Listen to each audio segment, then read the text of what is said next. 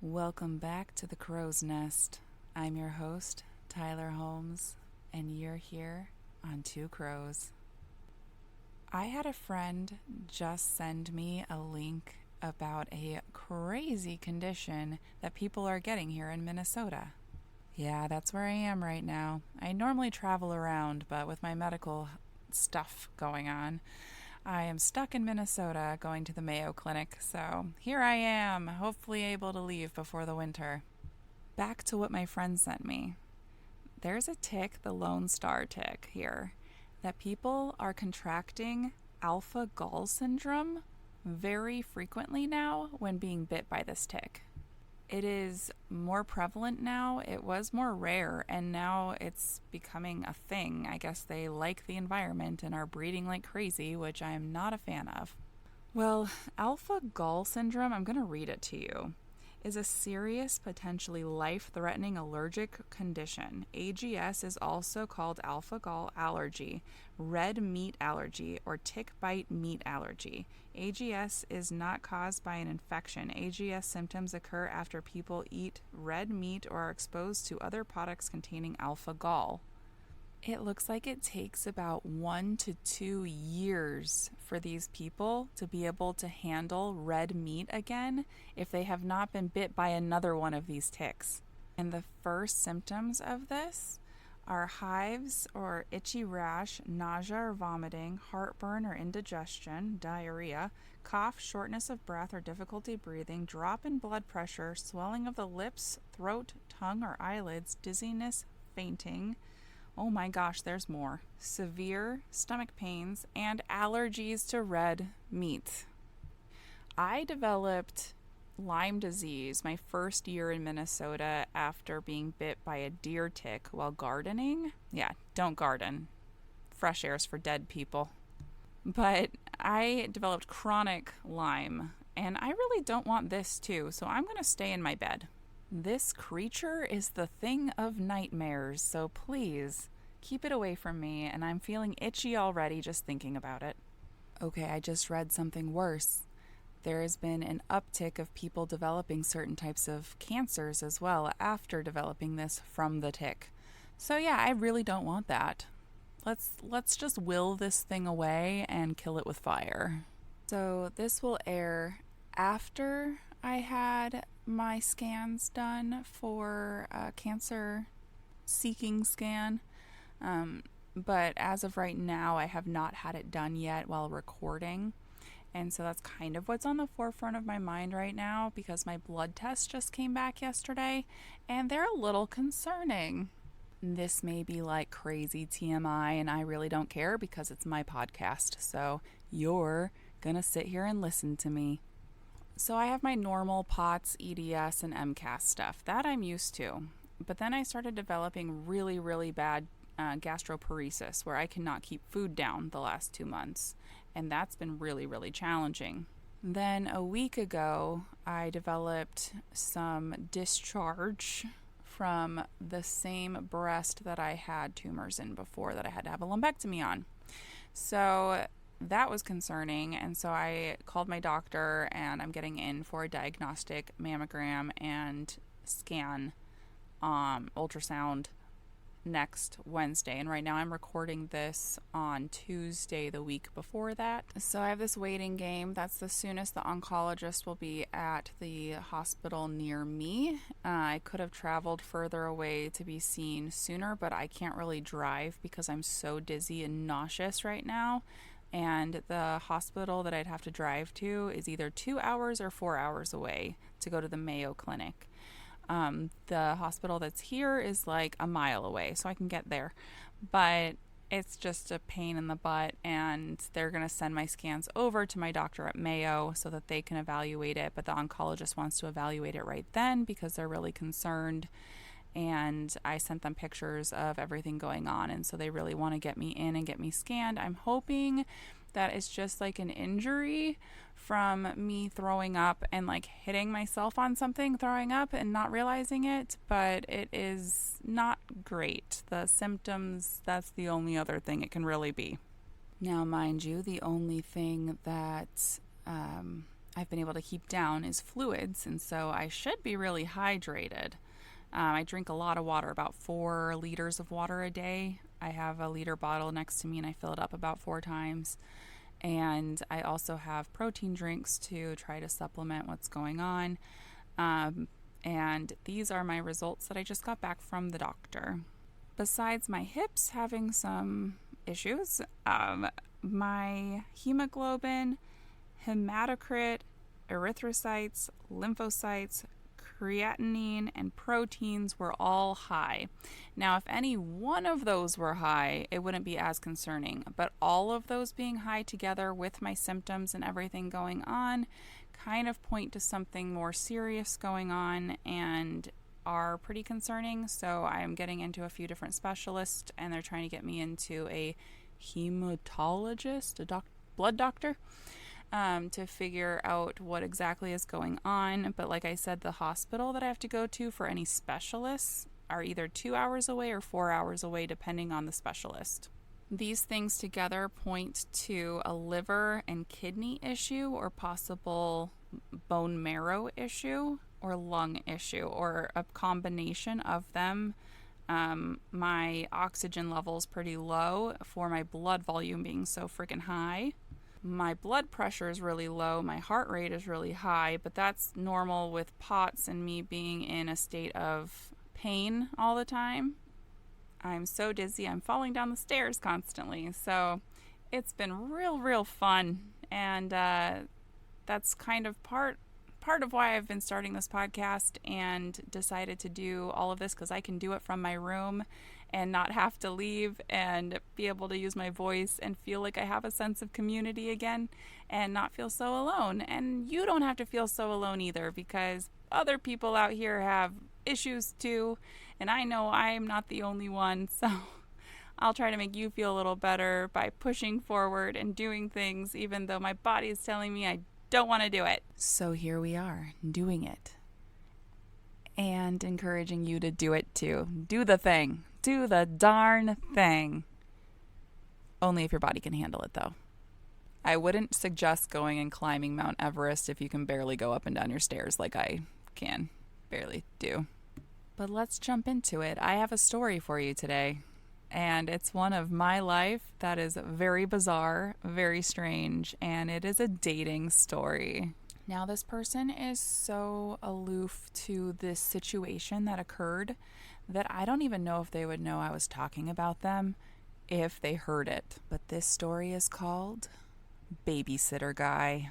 Yeah, I have cute little pet names for all the weird dates that I've been on, and this one is probably at the top of the charts.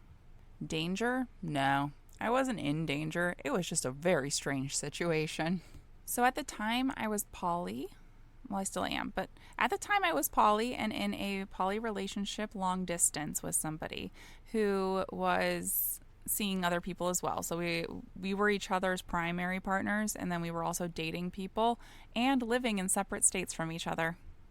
But the primary thing for us was that emotionally we were each other's confidants. We had been friends for many years, and we really were there for each other and understood what each other needed. So, with that said, he helped me make a dating profile, and I suck at dating and had never really dated before that. To say it was fun would be a flat-out lie. But I got some cool stories out of it that now I can share with you. So let's dive into Babysitter Guy. It started out as most do, one day on Tinder. I was scrolling through and matched with somebody who was decently attractive and had a career, somebody who was willing to come to my tiny town and meet me somewhere that I felt comfortable and knew people.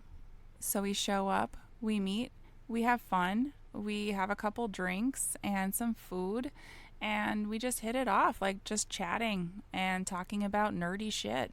I even wrote my partner right after the date and said that was pretty cool. Like, I felt like I was talking to a friend. So even if it doesn't pan out like any sort of romantic way, I feel like I made someone who could be a friend. He was excited for me. I was excited for me. And I kept chatting with this person. And a couple weeks later, he asked if I wanted to come to his town, which was about an hour away. Now, that might seem crazy to some people who live in big cities with a lot of people near them, but this is a tiny town and it's a tiny college town, and I'm almost twice the age of most of the incoming college students. I really don't want to date any of them. And to be honest, I'm also pan and would prefer dating women, but there's not a lot of women on the market that get swooped up as soon as possible, and usually just as soon as they find a girlfriend that they're into, they get married. So yeah, I hit it off with this person and I made plans to go and visit him in his town. So I'm driving over there, and about 30 minutes into my drive, I get a phone call from him, and he said, "Hey, by the way, my ex-girlfriend who still lives with me wants to meet you before we go on our date." And I was like, "Oh, okay." This was not once mentioned previously to me driving out there that he lived with his ex-girlfriend, nor was it mentioned that she would want to meet me. Now, I don't have a problem with it. I would just like communication and to know what I'm going into, especially on a second date. A second date where I'm not trying to be a primary to this person. I am just trying to have some emotional connection and see where things go. I have no expectations, and I'm not looking for a husband. By the way, he knew this. 100%. My profile specifically said all of this in it. So I continue my drive, and it's beautiful. Beautiful corn and beans. Corn and beans. That's the whole drive. And I get another call. Ring, ring, ring, ring. Hello? Oh, by the way, my babysitter canceled, so we're going to have the kids with us. My jaw dropped. I was not planning on even meeting his children. I had no idea they were going to be there because he said that he had a babysitter already lined up and that they would already be there before I arrived. And at this point, I was about 15 minutes away. I call my partner. And he says, "Well, if you want to still go, like, you can still go and just hang out and whatever. Like, it doesn't even have to be a date. Like, if you're thinking he's going to be a friend, then that's totally fine. But you can also turn around if you want to or go do something on your own." And I said, "You know what? I want to see what happens. I want to see what happens."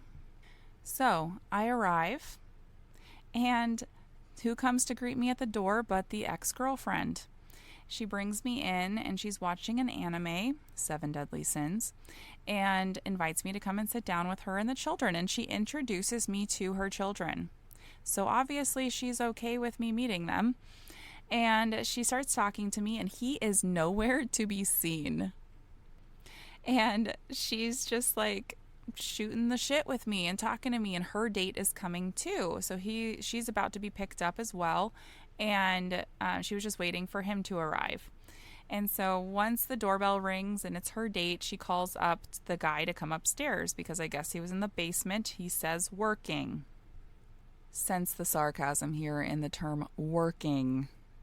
He comes up, he says hi. He says hi to his ex's date too. And the ex goes off on her date. And so I'm stuck with 3 children, all under the age of like 6. The youngest is like 1, and him. And he says, "Hey, I need to go finish something at work real quick. I'll be right back." And leaves me alone with his 3 children, only having met me one time before. One time. I start texting my partner, and I'm very concerned, and I don't want to leave because if I leave, these children are alone. And I feel now obligated as a mother myself to these children. And so I hang out with them. They're really kind. We play some Pokemon Go together. And we keep watching the anime that's on and play some games. And like an hour goes by, and the youngest one has an accident in their diaper. So I go over to the basement and I say, "Hey, your child needs a diaper change." And he tries to tell me where the supplies are. And I said, "No. You need to come up and change your child's diaper. I am not going to change your child's diaper. I do not know your child. I do not want to be a stranger just doing that. And I wouldn't feel comfortable if it was my child having someone I've only met once doing that as well. That isn't a babysitter that you vetted and know their parents." So about 15 minutes goes by, and he comes up to change the diaper and does so. And then he goes back downstairs without a word, no word. And so I'm still there with his children. I go back over there and I say, hey, I think they're hungry. It's getting to be lunchtime. I don't know what to feed them. Maybe you should come up and we should have lunch together and go to the park or something. And he says, okay. So he comes upstairs and he makes a bottle for the baby. Now, the baby, I'm assuming, is about 1. And he puts formula in the bottle as well as Nesquik.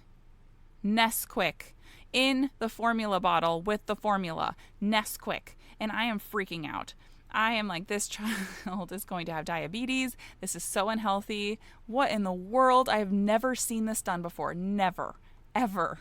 And my anxiety is like through the roof. I'm still texting my partner. I'm like, oh my God, you cannot believe it. Like, this is what just happened.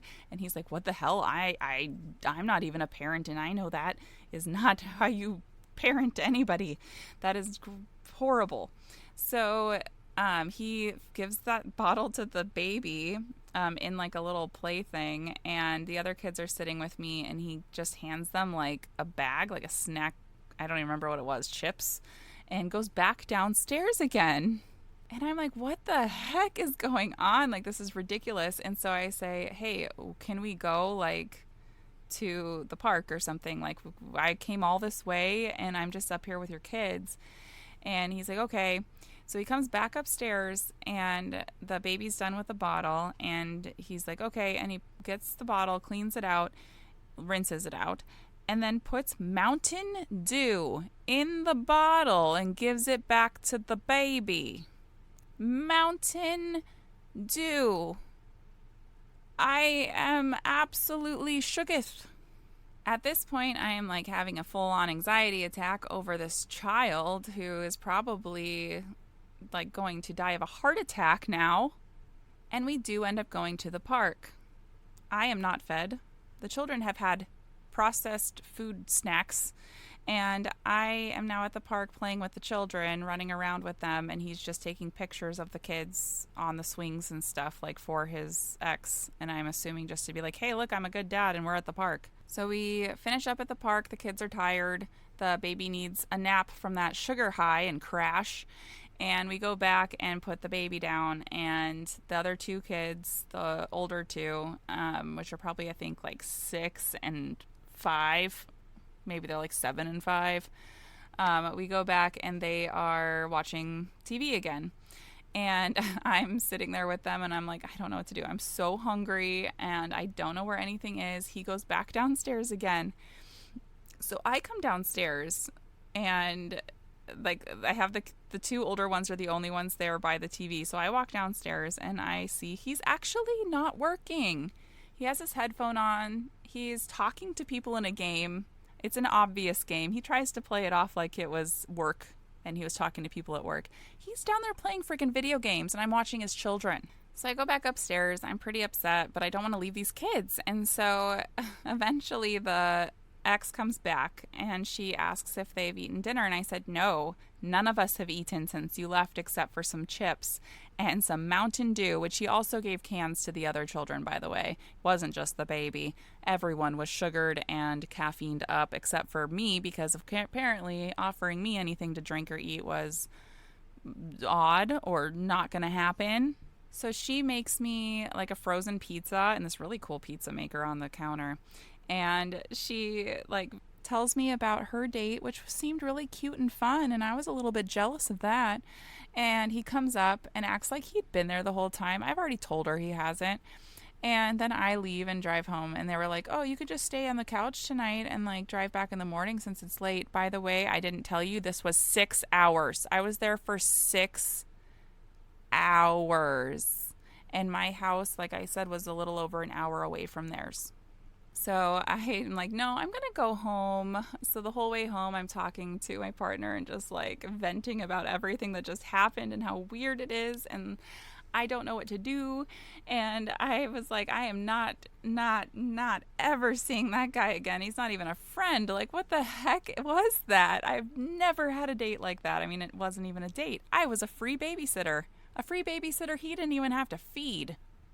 And then I get a call and it's him. And I'm like, I wonder what he's going to say. So I switch over to his line and he goes, "Oh, I'm so sorry that I was working so much while you were there.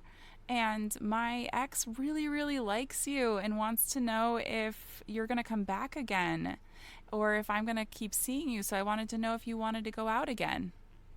I was absolutely stunned that he would even say this, that this would be coming out of his mouth, that he would assume that I would say yes to any of that. And then as I sat there, went back on the other line with my partner, I came to the realization. It was probably her who made him that dating profile, her who had him meet up with me, her who sets up the dates, her who invited me to come, and it's her that wants him to find somebody who will be good to those children and make sure that he stays in line and actually parents them before she will move out and trust him with those children. I am guaranteeing that is exactly what it was. And I am not that girl. That was not gonna be me.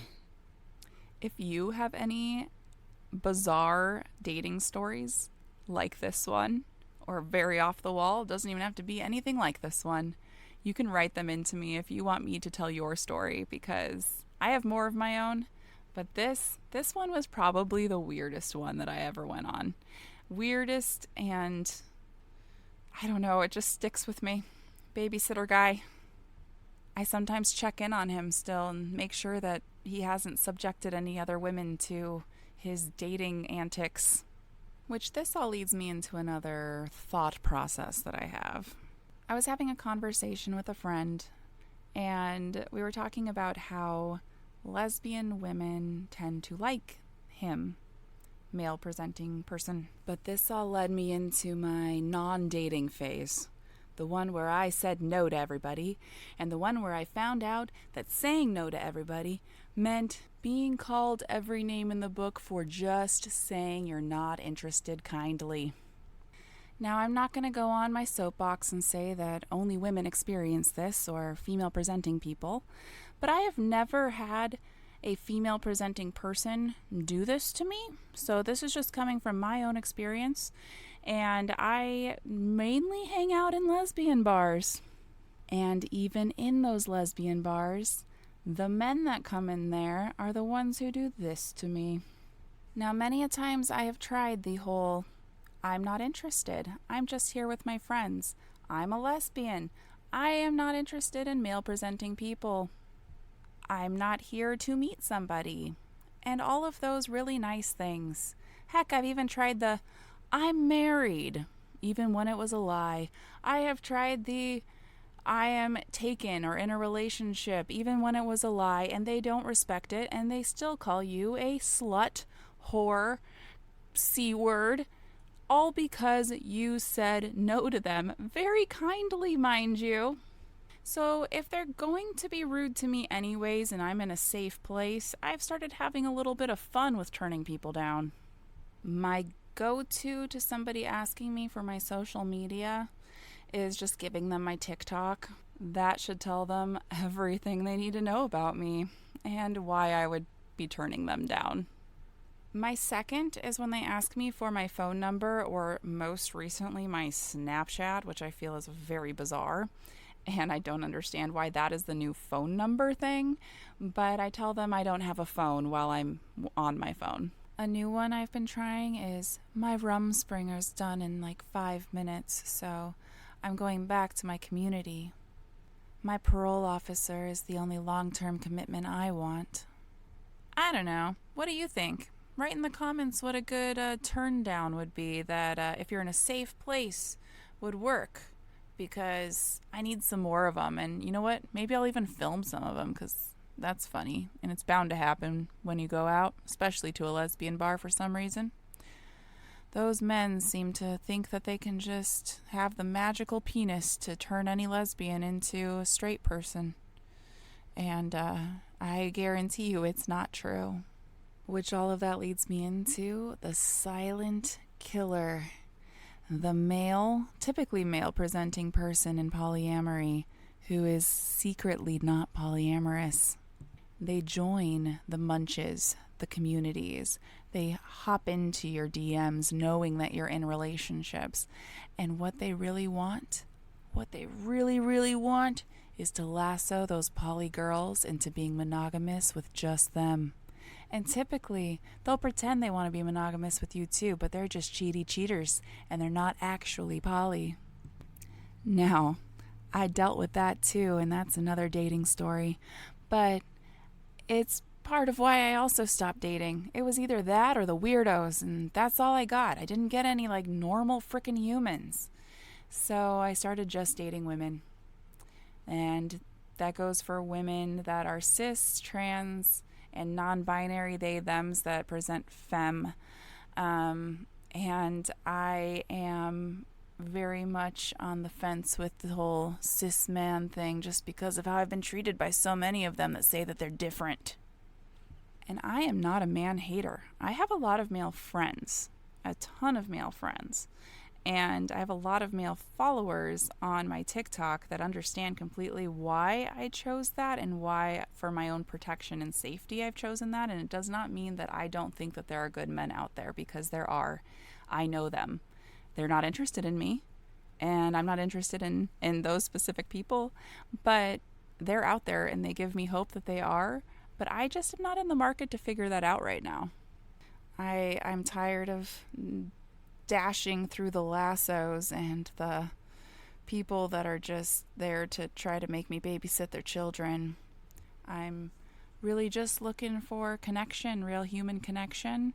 And I understand that one person may not be the person who can give me all of that connection that I need. And I may need some, even if it's from friendships, that emotional side of things.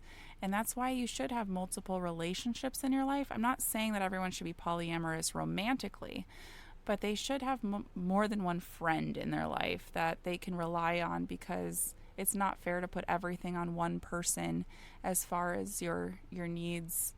But sometimes that's just what you have at the time, and it's hard. And I think we all can relate to that being a very difficult thing in a relationship. I've been on both ends of that, of being the one who's constantly needed and being the one that's constantly needing. And right now, I am someone who is needing a lot and not getting my needs met.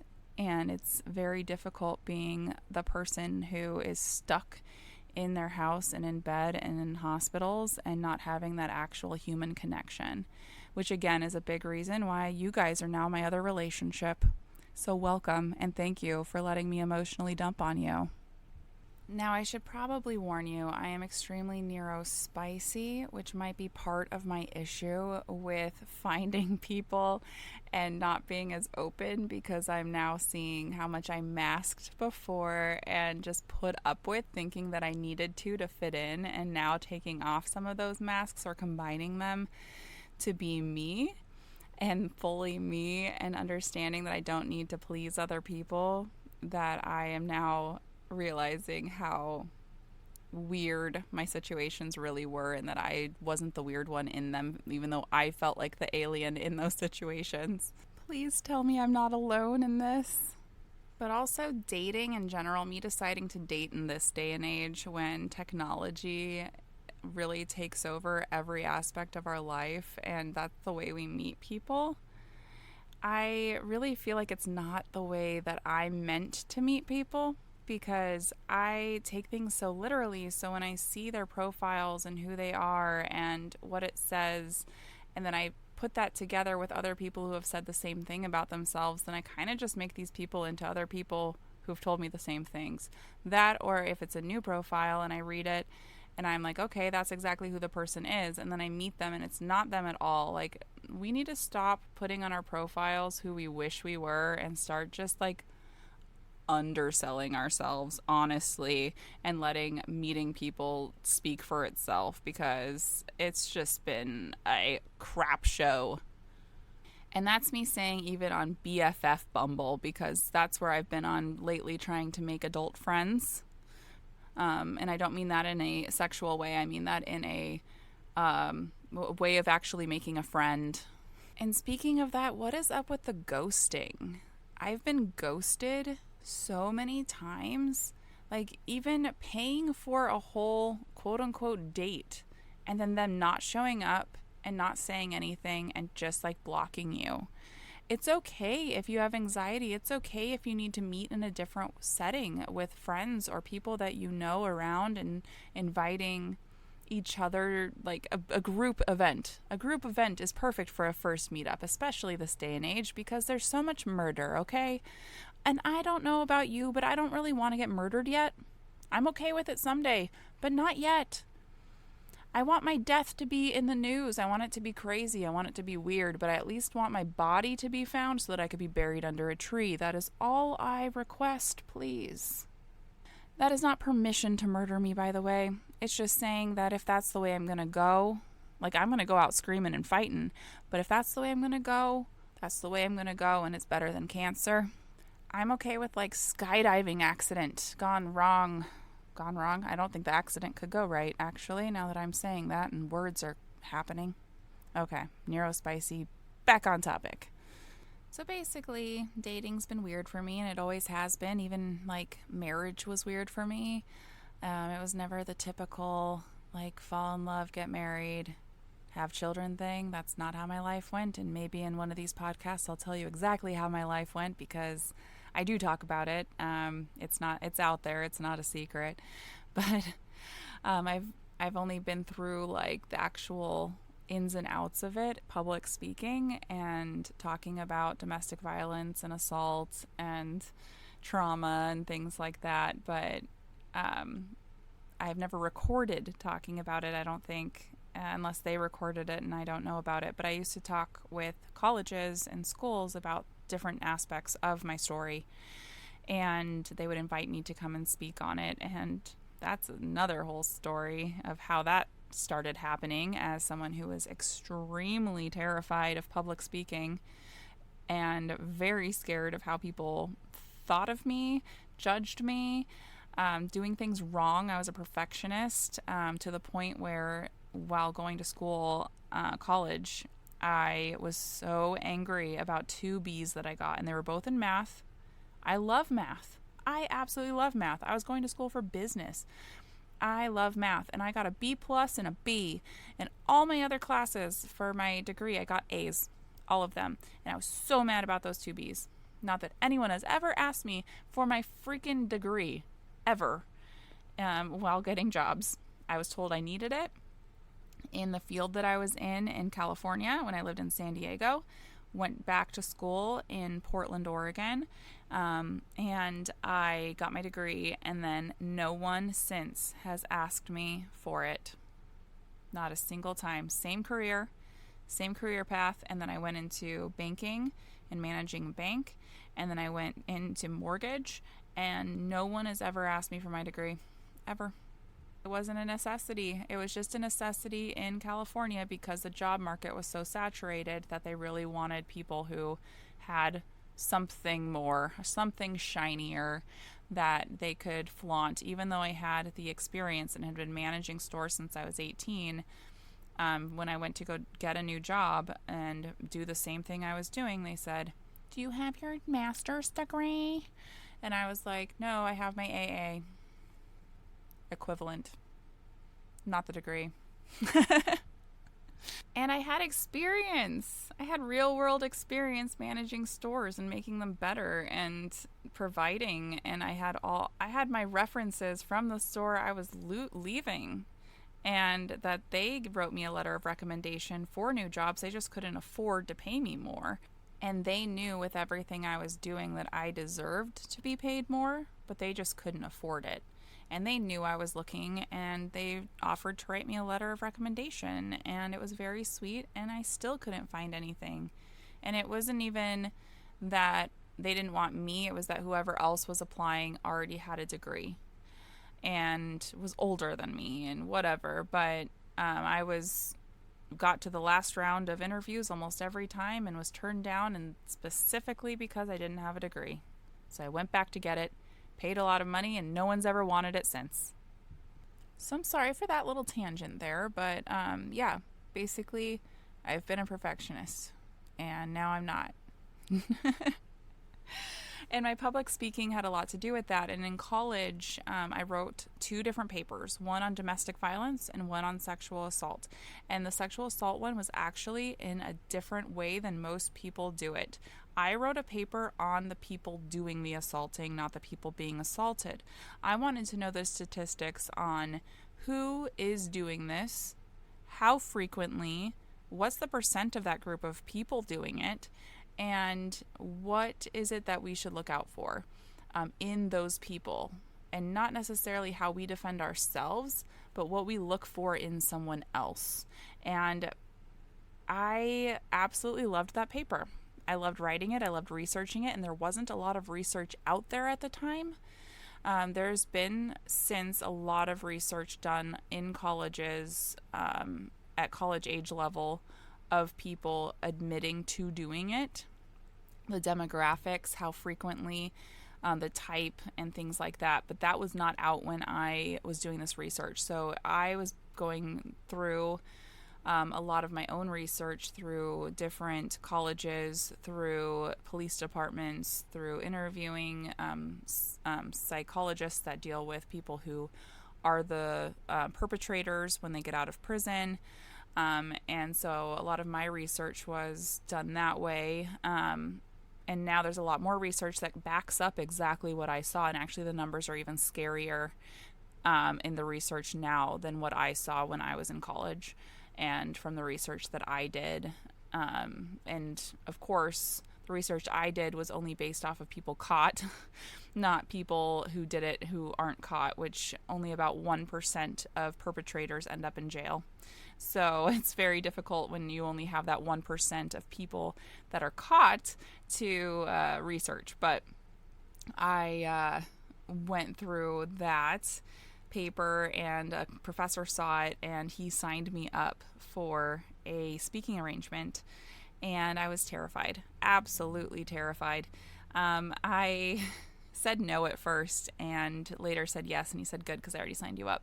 So I ended up doing that speaking arrangement, and then so many people came up to me afterwards and told me their stories, said that they'd never spoken out about it because no one would believe them because of the statistics around the person actually getting tried, actually going to jail, and then them having to go and talk in front of people about what happened.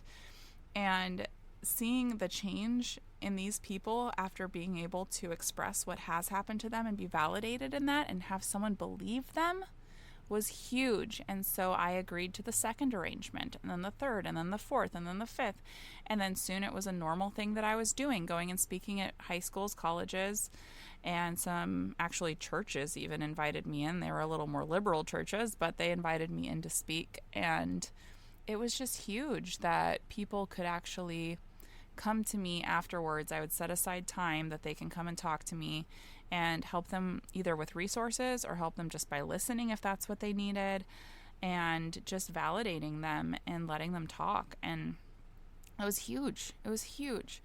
The other side of my paper, a different paper, was domestic violence and my story with my first marriage, as well as relationships and growing up in a home with violence.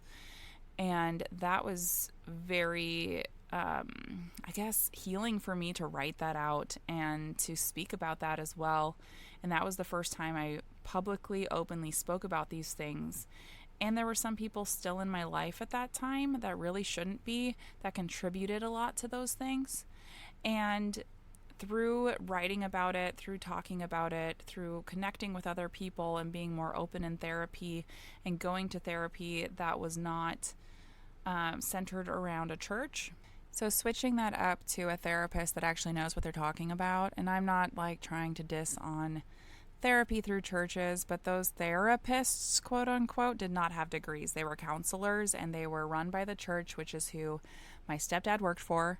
He's a pastor at the church. My mom worked there. They communicated with them, and the counselors would tell them things. Like, it was not anonymous. It was not held in any regard for me. And it also was very Christ-centered instead of person-centered, where they act like you can just pray anything away. And that just is not the case for anyone who is religious. I am not going to bash on you. I'm only coming from my own perspective and my own place of how I grew up.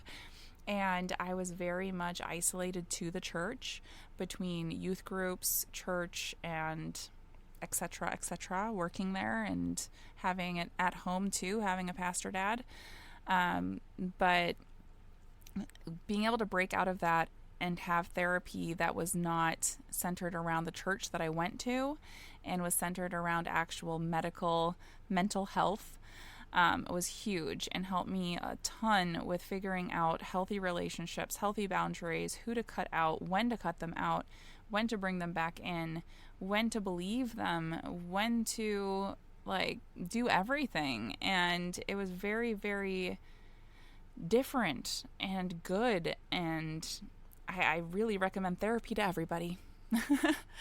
Even if you feel like your life is great, it's nice to have somebody that you can talk to. I mean, I don't know what that feels like, but it's nice to have someone to talk to even when your life is going as well as it can. Even if that's just a friend who's super empathetic too. I know therapy is out of reach for a lot of people and not always covered by insurance and things like that. So I'm not saying that you have to go to a therapist and pay money. But it's nice to have someone to talk to that is going to actually listen and just talk about your stuff and help you kind of get to a place in your own head where you make sense of everything. That's what I really needed, and it helped a ton and helped me cut out those relationships that I needed to that were contributing to my perpetual abusive cycle of getting into relationships that were very unhealthy and very similar to the one I grew up with in my household. Shocker that the spicy, divergent person has a cycle, isn't it? The pattern. Those darn patterns. But yeah, getting all of those things together in public speaking, I mean, I would never have imagined that I would be putting myself out there on the internet, let alone just talking about it in general, if it weren't for going to college and having public speaking events and engagements and just finding myself. And the funny thing is, I went back to college really late. Like I said, I had already been managing stores for a long time. I went back to college when I was 24, 25, and I think I appreciated a lot more going when I was older and doing it all on my own. I already had 4 kids at that time, and I was a single parent. So it was very, very eye-opening, very different, and I was very motivated to get all of the learning experience, all of the growth, and just really immerse myself into the school and the community in general. I really wanted to grow, and I wanted to do the best that I could and find a career that I really loved to be a part of. And honestly, now that I'm going through all of these medical issues and trying to figure out what I'm going to do with myself and feeling like I'm starting all over again, I feel like I need to remind myself that you're never really too old to really just change paths and do something new and different and do what you love. Because, the old saying YOLO, you really do. And if that's not true and we're reincarnated, we only have memory fully of this life unless you're really lucky. So I really want to enjoy what I'm doing as much as I can. And I love my career. I love this. I love making content and cosplay, and I just want to immerse myself into all the things I love to do and enjoy whatever life I do have. And I think you need to do that too. I'm not saying leave your job. I'm not saying be financially not stable to do it. I'm saying to add those things in and make them important. Make those little things important. Write a list. Write 10 things down that you really enjoy to do, or you want to get into, or you want to try. And you can even break that down into little pieces if you can't think of 10 things. And then make a plan to do each one and just try them out. Do you want to try geocaching? go and find one. There's probably one right by your house. Do you want to try, I don't know, dancing? I do it terribly, but I try. Do you want to try cosplay? I can give you some great tips to do it with stuff you already have around your house. If it's a money problem, do you want to try makeup? It's really fun and creative. Do you want to try face painting, painting in general, poetry, writing? Let's just get back to those basic things that we really enjoy doing and just do them. And yes, you may not feel good about it right away because you're not great at it, and no one is freaking great at anything the first time they do it. And if they are, they're lying. Okay, they're not lying because my kids are so good at art and I don't understand it. They just pick up a pen and just draw. But those are lucky ones. But you know what? You may find something that you love, and it's okay if you don't, and then move on to the next thing. That is okay. I think that the whole stick it out until you're good at it thing is toxic and something parents do just because they paid money for you to do that thing. So you're going to stick it out and do it, even if you hate it. I hated basketball. Oh man, I hated basketball. But I really think people should try things. And if it's creative and artsy and getting you into that mindset of making something, it can be really healing and really just eye-opening to what's out there and what you can do with your own mind and body, even if it's ugly, okay? Like, I've made some really gross drawings, okay? And my kids, they placate me and tell me they're great, but I made it. It's something, and it came out of me, okay? It's a gross cow, but it's a cow. You can tell what it is, okay? Pictionary. It's Pictionary worthy. And honestly, some of the things that I do creative-wise on TikTok, a lot of the videos that I am the most proud of and spent the most time and energy on are the ones that get the least amount of views. And I, at first, was very upset about that. But at the same time, I go back and I look at them and I'm proud of them still. Did it get less views? Yes. Did people not appreciate it the way I did? Also, yes. But I did it. I did it and I loved it and I completed it and I put myself out there and I did it over and over and over again, and that's what it took for me to really just not care anymore about what other people thought about me. The comments are nice, the acceptance is nice, but you know what? The video that got 5 views, it's also nice. It's out there. It's me. I did it. And I'm proud of myself. That was another tangent, and you're probably all asleep by now, but yeah, that's your homework. Write down 10 things you want to do and do one of them. So now that all of you are either asleep or mad at me for giving you homework, I'm going to wrap this up. I don't have any new Patreons from the first episode because I'm recording all of these I believe 3 or 4 podcasts before the first one even launches officially. So I do not have any new Patreons to announce. But if you do sign up for any of the Patreon tiers, and they start at $3 a month, you will get early access to the podcasts, as well as you will receive other benefits for each tier. And I will also announce you by the username that you choose on the podcast. So the following podcast that I record after you sign up. So it may be a couple weeks after you sign up that you hear your name, but you will get that thank you. And if I ever forget you for any reason, you better yell at me and make me do a special one just for you.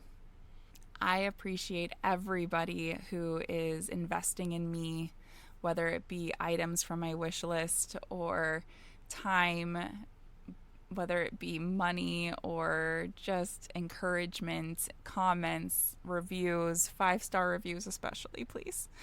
I am so thankful for all of you, and you're making this possible. And honestly, if no one listens, no one listens, and I'm putting myself out there, just like I said earlier. I am so thankful, and I hope you have a blessed day. Blessed be day. All right, crow out.